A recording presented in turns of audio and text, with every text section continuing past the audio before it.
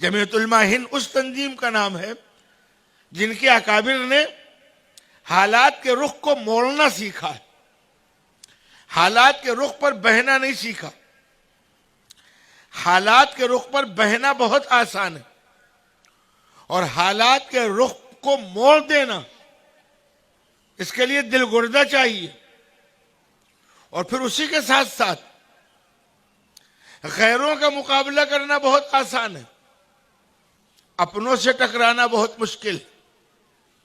अगर अपने गलत रुख पर जा रहे हो, गलत फिक्र में जा रहे हो, तो उनको सही रुख पर डालना, जज्बात से भरे हुए और उनके जज्बात को कंट्रोल करके उनको सही रुख देना, ये सबसे टेढ़ा काम है। किसी बड़े आलिम, मुझे याद पड़ रहा अल्लामा अनवर शाह कश्मीरी रहमतुल्लाह अलैह का जुमला, या गालिबन शाह अताउल्लाह बुखारी रहमतुल्लाह अलैह का, किसी अताउल्लाह साहब का है, जिसका भी हो, उन्होंने लीडर और कायद में फर्क बयान किया था। ये जितने उलमा बैठे इंशाअल्लाह इनको क़यादत का फरीज़ा अंजाम देना है।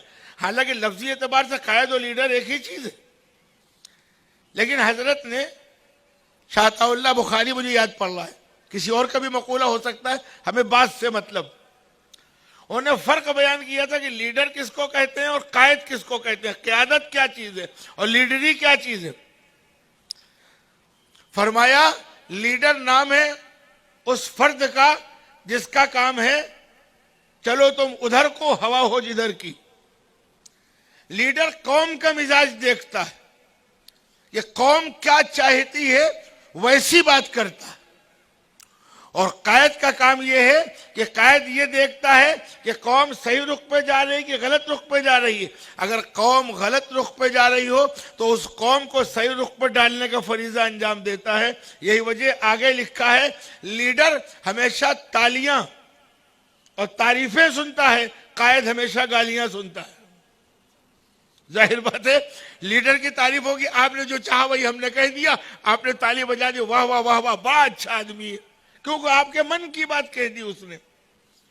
और अगर उसने कहते नहीं आप गलत सोच रहे हैं, आप गलत रुख पे जा रहे हैं, आप गलत रास्ता अख्तियार कर रहे हैं, तो जाहिर बात है हर आदमी को नहीं पसंद आएगा। ऐसा ये आदमी समझ में नहीं आया, ये हमको समझाने आया है।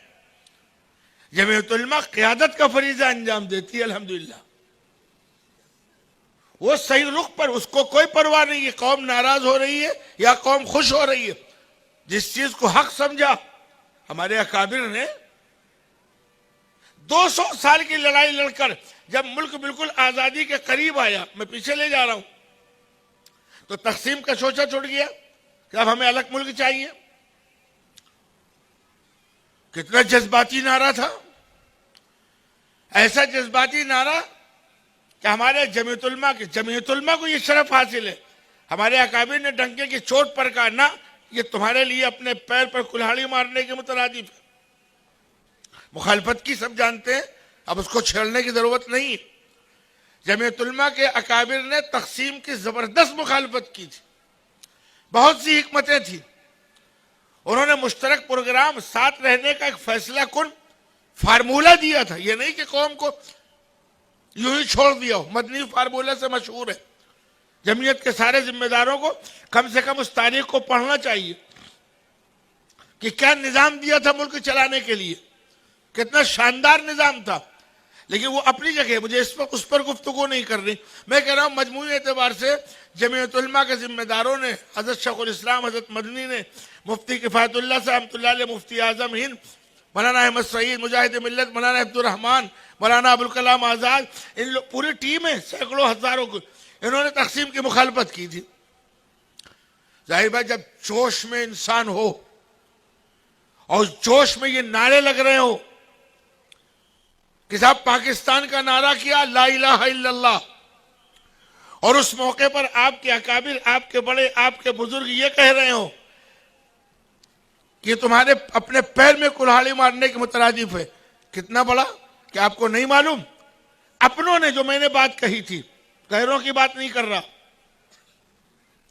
शेखुल इस्लाम मौलाना सैयद हुसैन अहमद मदनी रहमतुल्लाह अलैह की पगड़ी उतारकर पैरों से रौंदा।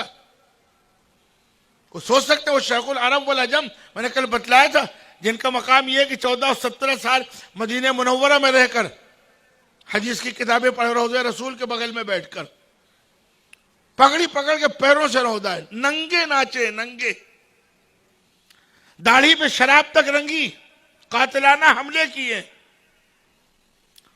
एक बहुत बड़े आलिम शेखुल हदीस अल्लाह को प्यारे हो चुके हैं, मेरी डायरेक्ट उनसे गुफ्तगू हुई, क्या हालात थे।